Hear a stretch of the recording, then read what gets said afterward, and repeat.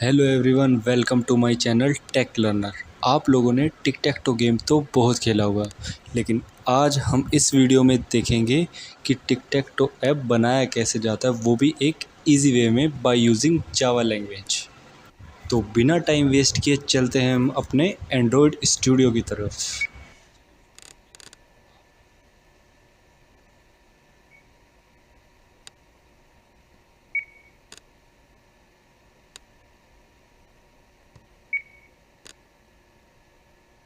तो कोड शुरू करने से पहले हम एक बार देख लेते हैं कि हमारा ऐप दिखने कैसे वाला है।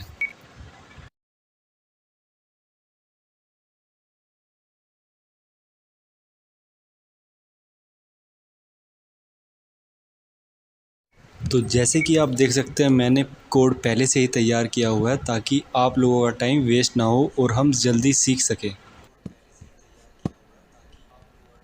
तो यहाँ देख सकते हैं आप, ये है हमारा XML पार्ट। ये XML पार्ट डिफाइन करता है that how our apps user interface looks and this XML file acts as a blueprint for the visual structure of our app. यानी हमारा ऐप आखिर दिखने कैसे वाला है। तो जैसा कि आप देख सकते हैं, इस लेआउट में यहाँ पे मैंने कांस्टेंट लेआउट यूज़ किया हुआ है, फिर उसके अंदर लीनियर लेआउट के ओरिएंटेशन आप दो रख सकते हैं, horizontal and vertical. Here I am using horizontal orientation. Basically orientation show करता है कि आपको एलिमेंट्स को वर्टिकली सेट करना है या फिर हॉरिजॉन्टली। और इसमें हम यूज़ कर रहे हैं ग्रिड लेआउट। ग्रिड लेआउट का यूज़ करने का पर्पज़ हमारा ये है क्योंकि हम एक टिक टैक टो ऐप बना रहे हैं, तो इसकी हेल्प से हम रो और कॉलम्स में स्पेस को डिवाइड कर सकते हैं। तो हम इस ग्रिड लेआउट के अंदर यूज़ करने वाले हैं बटन्स। इन बटन्स का कोड आप मैन्युअली भी राइट कर सकते हैं और we can also use drag and drop. तो चलिए मैं आपको बताता हूँ कि ड्रैग एंड ड्रॉप कैसे यूज़ करते हैं। बेसिकली हम यहाँ पर आ जाएंगे डिज़ाइन पर, और इसके बाद बटन्स अगर हमने कोई ऐड करने होते हैं और तो हम डायरेक्टली यहाँ पर भी सर्च बार में लिख सकते हैं बटन्स। हमें यहीं पे दिखाई दे रहा है तो हम यहीं से इसको ड्रैग करेंगे एंड ड्रॉप एयर। तो देख सकते हैं कि आप यहाँ पर बटन्स इंक्लूड हो चुका है। फ़िलहाल हमें इसकी कोई नीड नहीं है बटन की, तो हम इसे डिलीट कर सकते हैं डायरेक्टली। मुझे पर्सनली कोड लिख के करना पसंद है, तो मैं कोड से ही काफ़ी कंफर्टेबल हूँ। आपको भी मैं इनिशियली यही सजेस्ट करूँगा कि आप भी कोड से ही लिखकर कुछ भी इंसर्ट करना हो तो कोड से ही लिखकर कीजिए। इससे आपकी प्रैक्टिस और भी अच्छी हो जाएगी। तो 3x3 की टिक टैक टो गेम में हम यूज़ करने वाले हैं टोटल 9 बटन्स। अगर आपको लेआउट से रिलेटेड कोई भी प्रॉब्लम आती है तो आप कमेंट सेक्शन में मुझसे पूछ सकते हैं। Basically app compact button use करने का एक मेन पर्पज़ ये होता है कि हम उसके बैकग्राउंड में कोई भी इमेज लगा सकते हैं। जैसे कि आप इस बटन पे देख सकते हैं, ये हमारा एक तरह से रीस्टार्ट बटन है, जिसके क्लिक पर सारी वैल्यूज़ जो भी होंगी टिक टैक टो पे x0 वो सब वापस से रीसेट हो जाएंगी। तो अब सवाल ये आता है कि हम ऐप कॉम्पैक्ट बटन में बैकग्राउंड कैसे यूज़ कर सकते हैं। बेसिकली एक तरीका ये होता है कि हम डायरेक्टली डिज़ाइन में जाएं और एट्रीब्यूट्स में डायरेक्टली सर्च कर सकते हैं किसी भी बैकग्राउंड। जैसे हमें बटन 1 पर बैकग्राउंड लगाना है तो हम डायरेक्टली इस पे लिख सकते हैं बैकग्राउंड, और यहाँ पे हम इंसर्ट कर सकते हैं। लेकिन यहाँ पे डायरेक्टली कोई भी इमेज इंसर्ट नहीं हो सकती अनटिल आपको जो इमेज है वो ड्रॉएबल सेक्शन में लानी होती है, कोई भी इमेज जो आप इंसर्ट करना चाहते हैं। तो इसके लिए हम जाएंगे अपने फ़ोल्डर में, और यहाँ पे आप कोई से भी इमेज, बेसिकली हमें जेपीजी टाइप और जेपीईजी दोनों सेम ही होता है। ये टाइप पीएनजी फॉर्मेट यूज़ कर सकते हैं हम अपनी पिक्चर का, और उसे डायरेक्टली हम यहाँ से कॉपी करेंगे। कॉपी करने के बाद हम जाते हैं हम अपने एंड्रॉयड स्टूडियो में, और ड्रॉएबल सेक्शन में डायरेक्टली आप कंट्रोल V दबा के और राइट क्लिक कर कर पेस्ट कर देंगे।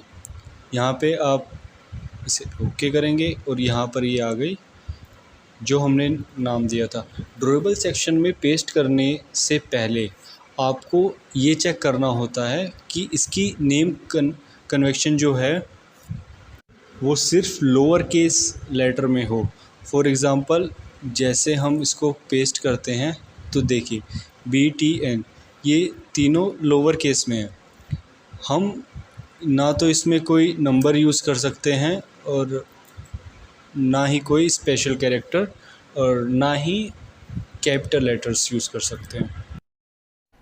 जैसे ही आपकी फ़ाइल ड्रॉएबल सेक्शन में आ जाती है तो हम यहाँ पर वापस से आएंगे अपने लेआउट में और ऊपर सर्च में लिखेंगे बैकग्राउंड। तो यहाँ पे हम अपने बटन 1 पर जाएंगे और इसका बैकग्राउंड सेट करने के लिए हम डायरेक्टली यहाँ से बैकग्राउंड सेट कर सकते हैं। इसका एक तरीका और होता है मैन्युअली, जो कि आप कोड लिख के कर सकते हैं, जैसे हमने इस रीस्टार्ट बटन के लिए किया है। आप डायरेक्टली लिख सकते हैं एंड्रॉयड बैकग्राउंड एंड फिर उसके अंदर यहाँ पे आप देख सकते हैं ड्रॉएबल, क्योंकि हमारी ये फ़ाइल जो है ड्रॉएबल के अंदर है, और उस पिक्चर का नाम। ये ध्यान दीजिएगा कि जो पिक्चर का टाइप होगा वो PNG फॉर्मेट या फिर आप JPG फॉर्मेट में हो तो बहुत अच्छा है।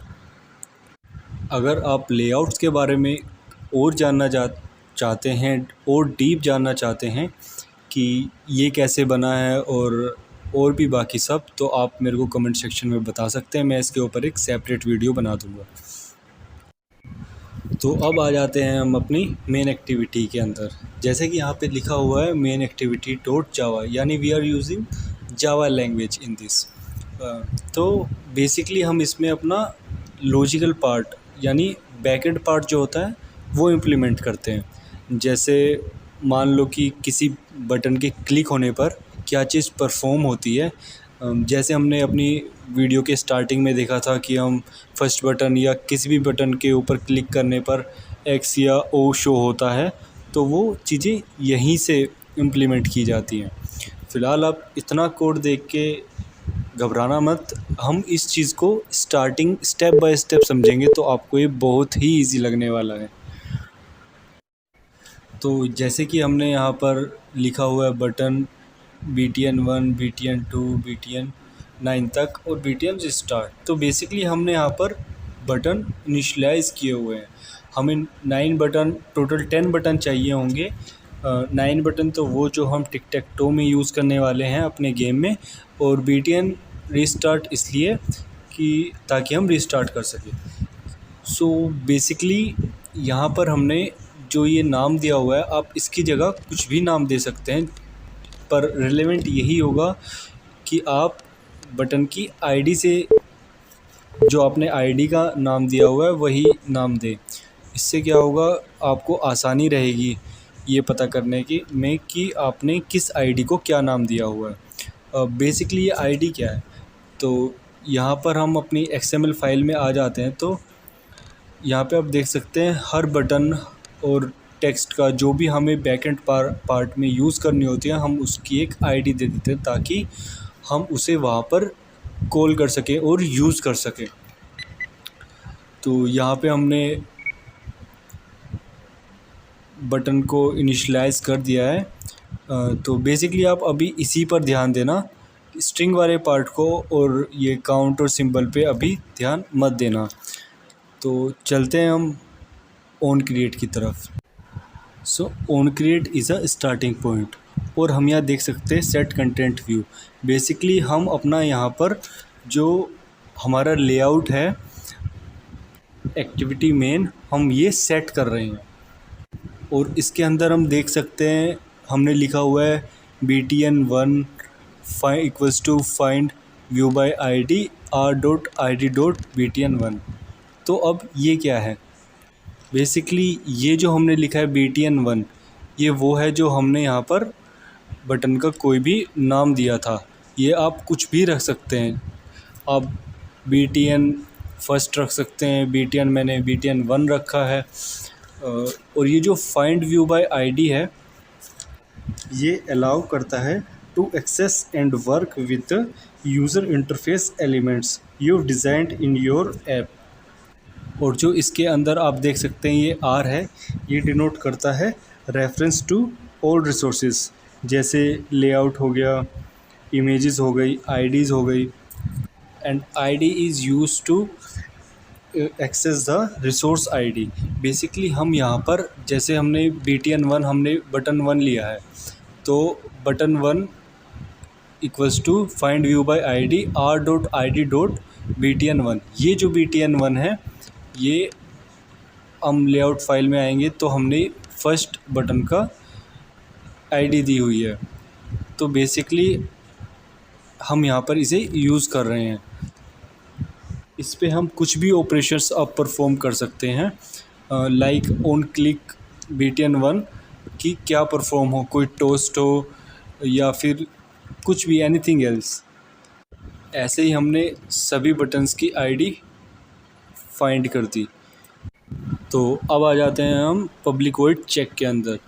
तो बेसिकली चेक जो है ये है एक मेथड जिसके अंदर हम पैरामीटर ले रहे हैं view, whose name is view. तो इसके अंदर ये बेसिकली यूज़ किस लिए होता है?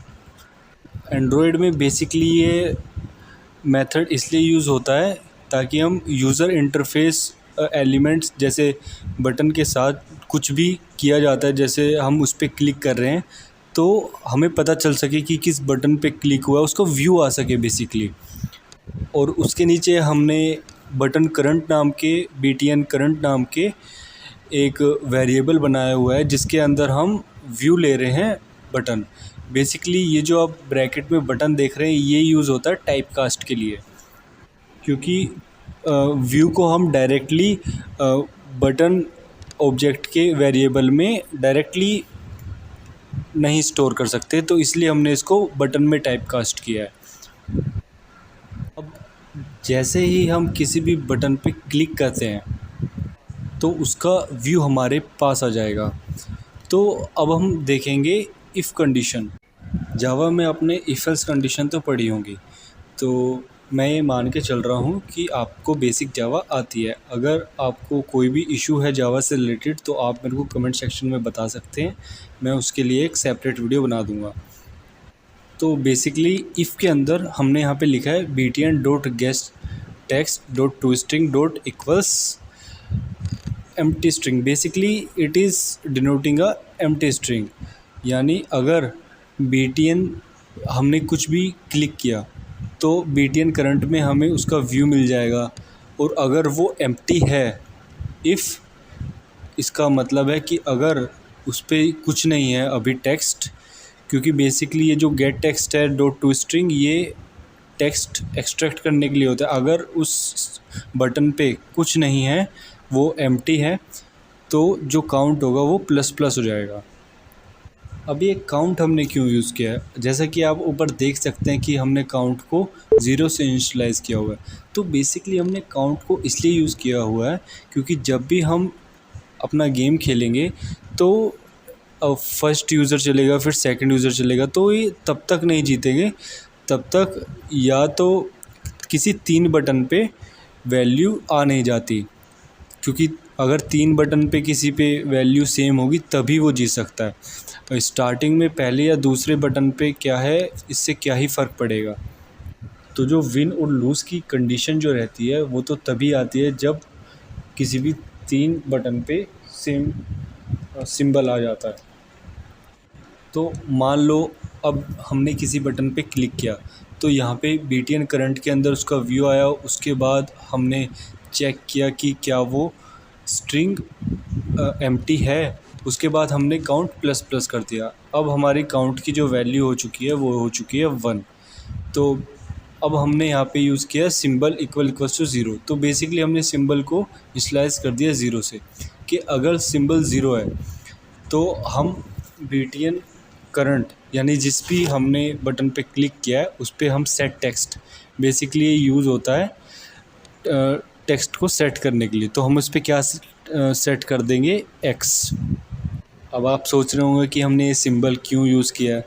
तो सिंबल हम बेसिकली इसलिए यूज़ करेंगे कि मान लो पहली बार में यूज़र ने क्लिक किया और सेट हुआ X, तो अब दूसरी बार जब वो क्लिक करेगा तो हमें कैसे पता चलेगा कि X सेट होगा कि Y सेट होगा, या हमने यहाँ पे O यूज़ किया तो O सेट होगा। तो बेसिकली हम सिंबल को चेंज कर देंगे कि अगर सिंबल ज़ीरो है तो फर्स्ट टाइम में क्लिक होगा तो सिंबल ज़ीरो ही था, तो यहाँ पे X आ गया। फिर और हमने सिंबल को कर दिया 1 इस टाइम, तो सेकंड टाइम जब वो क्लिक होगा तो इस टाइम जो सिंबल के अंदर वैल्यू होगी वो हो जाएगी 1। तो ये जो इफ़ कंडीशन में नहीं जाएगा क्योंकि अब सिंबल की वैल्यू 1 है। सेकंड टाइम जब हम क्लिक करेंगे तो ये कोड फिर से रन होगा, काउंट प्लस प्लस हो जाएगा और यहाँ पे जब चेक करेगा तो सिंबल की वैल्यू अब हो चुकी है 1। तो ये आ जाएगा एल्स पार्ट में और सेट हो जाएगा उस बटन पे O, और O सेट होने के बाद सिंबल की वैल्यू वापस से ज़ीरो हो जाएगी, ताकि जब तीसरी बार बटन पे क्लिक हो तो वापस से O सेट ना हो, इस बार X सेट हो। क्योंकि जब भी हम टिक टैक टो के रूल होते हैं कि पहले X चलेगा फिर Y चलेगा, इसलिए हमने सिंबल यूज़ किया है। आई होप सिंबल का पार्ट क्लियर हो गया होगा। सिंबल हमने बेसिकली इसलिए यूज़ किया है ताकि इनिशियली जब हम बटन पे क्लिक करें तो सिंबल की वैल्यू ज़ीरो है तो X सेट हो जाए उस बटन पर और फिर सिंबल की वैल्यू हो जाए 1। फिर नेक्स्ट टाइम जब यूज़र क्लिक करे तो इस बार जो सिंबल की वैल्यू है वो 1 है, तो इस बार जो सेट होगा वो हो जाएगा O, और जो सिंबल की वैल्यू है वो हो जाएगी 0। तो ऐसे ही ये अल्टरनेटिव तरीके से चलता रहेगा। अब जैसे ही काउंट की वैल्यू ग्रेटर देन 4 होगी, ये हर बटन का जो टेक्स्ट है, मतलब जो भी सेट हुआ है X या O, वो एक्सट्रैक्ट कर लेगा। अब ये ग्रेटर देन 4 पे ही क्यों किया? अच्छा, मान लो हमने फर्स्ट यूज़र ने पहले बटन पे क्लिक किया तो सेट हो गया X, फिर दूसरे ने दूसरे पे क्लिक किया हुआ O, तो ऐसे ही चलते जाएंगे। तो कोई भी तब तक तो जीतेगा नहीं जब तक किसी 4 बटन पे सेट हो रखी है वैल्यू, क्योंकि वो तो देखा जाए तो X O X O यही रहेगा। तो गेम तब तक जीता नहीं जाता जब तक किसी 3 बटन पे सेम वैल्यू ना हो। तो इसलिए हमने यहाँ पे काउंट ग्रेटर देन 4 किया। जैसे ही काउंट की वैल्यू ग्रेटर देन 4 होगी तो ये किस बटन पे कौन सा टेक्स्ट सेट हो रखा है ये वो गेट कर लेगा। इसके लिए हम लिखते हैं btn1 dot gate text dot to string, और ये हम स्टोर कर लेंगे हम ऊपर जो हमने बनाया हुआ था ये स्ट्रिंग। हर जैसे b1 स्ट्रिंग हमने बनाई है b1 b2 b3, और इन सबको अभी हमने एम्प्टी रखा हुआ है। तो हम वापस आते हैं तो हम b1 में देखेंगे कि btn1 dot gate text dot to string, यानी हमने जो भी उस पर स्ट्रिंग सेट हो रखी है वो हम b1 में स्टोर कर लेंगे। ऐसे ही b2 b3 और b9 तक इन सब में हम जो जो वैल्यू स्टोर हो रखी है वो गेट कर लेंगे। अब आती है हमारी मेन लॉजिक की। ये हमें देखना होता है कि मान लो b1 b2 और b3 तीन बटन, ऊपर के जो 3 बटन हैं b1 b2 b3, इनकी वैल्यू इक्वल है।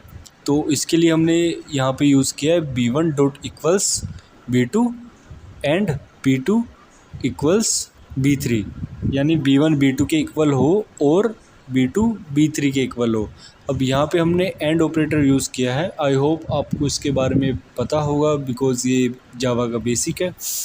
तो जैसे ही ये कंडीशन ट्रू होती है तो जो भी b1 b2 या b3 किसी तीनों में से जो भी तीनों में सेम ही वैल्यू है तो हमने यहाँ पे टोस्ट प्रिंट करा दिया that winner is this part, that winner is b1। अब what is toast? Toast basically आपका एक टेक्स्ट शो कर देगा वहाँ पे, और यहाँ पे हमने इसकी लेंथ शॉर्ट रखी है तो एक शॉर्ट टाइम पीरियड के लिए एक टोस्ट शो कर देगा यानी एक नीचे लाइन शो कर देगा that winner is B1। B1 में जो भी वैल्यू होगी X या फिर O। ऐसे ही हम सेकंड हॉरिजॉन्टल लाइन यानी बटन B4, B5 और B6 इनको देखेंगे, इनकी चेक करेंगे कि क्या ये तीनों इक्वल हैं। अगर ये तीनों इक्वल हैं तो हम वही टॉस शो कर देंगे दैट विनर इज़ B4 यानी X और Y। अब आप देख सकते हैं यहाँ पे हमने एक कंडीशन और रखी हुई है that and B4 not equals to empty, because initially जब गेम शुरू होगा तो सबकी वैल्यू एम्प्टी ही होगी, तो फिर तो ये टॉस शो कर देगा। तो इसीलिए हमने ये कंडीशन रखी है कि कोई भी एम्प्टी ना हो, यानी हर किसी पे कुछ ना कुछ वैल्यू शो हो। तो इस लॉजिक को देखेंगे, फिर हमने B1, B4 और B7 को यहाँ पे चेक किया कि अगर ये तीनों इक्वल है तो B4 शो हो जाए। ऐसे ही आप देखना कि कितने केसेस बनते हैं और मेरे को कमेंट सेक्शन में बताना कि टोटल कितने केसेस बनते हैं कि जिनसे मैच विन हो जाए। अब आते हैं हम अपने, ये तो हमने देख लिया कि गेम विन कैसे होगा और ये टेक्स्ट चलेगा कैसे, बटन क्लिक करने पे क्या शो होगा। अब मान लो कि कोई विन हो गया और हमें रीस्टार्ट करना है, तो हम रीस्टार्ट कैसे करेंगे। रीस्टार्ट करने के लिए हमने एक बटन बनाया था रीस्टार्ट वाला, तो यहाँ पे हम एक ऑन क्लिक लिसनर सेट करेंगे। On click listener is basically used that on click that button क्या एक्शन परफॉर्म हो। तो जैसे ही आप BTN रीस्टार्ट, जो कि उस BTN का हमने यहाँ पे नाम इनिशलाइज किया था, इस पे लिखेंगे dot set on click listener new view dot on click listener, तो ये ऑटोमेटिकली ये जनरेट कर देगा, व्यू जनरेट कर देगा। तो जैसे ही हम इस पर क्लिक करते हैं, दिस इज़ अ मेथड, यहाँ पे हम मेथड को कॉल कर रहे हैं। तो ये रीस्टार्ट का जो